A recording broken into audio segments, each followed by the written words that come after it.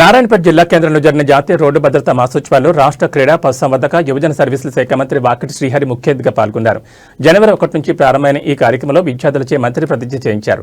ఈ సందర్భంగా విద్యార్థులను ఉద్దేశించి మంత్రి మాట్లాడుతూ దేశంలో ప్రతి సెకండ్కు ఒక యాక్సిడెంట్ జరుగుతుందని, భద్రతా నియమాలు పాటిస్తే చాలా వరకు ప్రమాదాల నుంచి తప్పించుకోగలుగుతామని మంత్రి తెలిపారు. పేరెంట్స్ డ్రైవింగ్ చేసేటప్పుడు, పిల్లలను యువకులు డ్రైవింగ్ చేసేటప్పుడు ఇంట్లో తల్లిదండ్రులను గుర్తుపెట్టుకోవాలన్నారు. యాక్సిడెంట్ వల్ల తనకు ఎంత ఇష్టమైన క్రికెట్ను దేశ జట్టులో ఆడే అవకాశం కోల్పోయానని మంత్రి తన స్వీయ అనుభవాలను విద్యార్థులతో పంచుకున్నారు. భద్రతా నియమాలు పాటించిన ఎదుటివారి సేఫ్టీగా రాకపోతే ఇరువురికి ప్రమాదమని మంత్రి తెలిపారు. మన శరీరంలో ప్రతి అవయవం ముఖ్యమని, అందుకే మనం డ్రైవింగ్ చేసేటప్పుడు హెల్మెట్ ధరించడం, సీట్ బెల్ట్ పెట్టుకోవడం వంటి సేఫ్టీ నియమాలు పాటించాలని మంత్రి తెలిపారు. బైకులు నడిపేటప్పుడు స్పీడోమీటర్లకు అమ్మ, నాన్న అని ఉండే విధంగా స్టిక్కర్లను అంటించాలని రవాణా అధికారులకు మంత్రి సూచించారు. 1,00,000 స్టిక్కర్లకు తానే స్వయంగా డబ్బులిస్తానని, వాటిని ప్రింట్ చేయించి ప్రతి బైక్ అంటించాలని అధికారులను మంత్రి ఆదేశించారు. యువకులు బైకులపై స్టంట్లు చేయడం మానుకోవాలని మంత్రి హితవు పలికారు.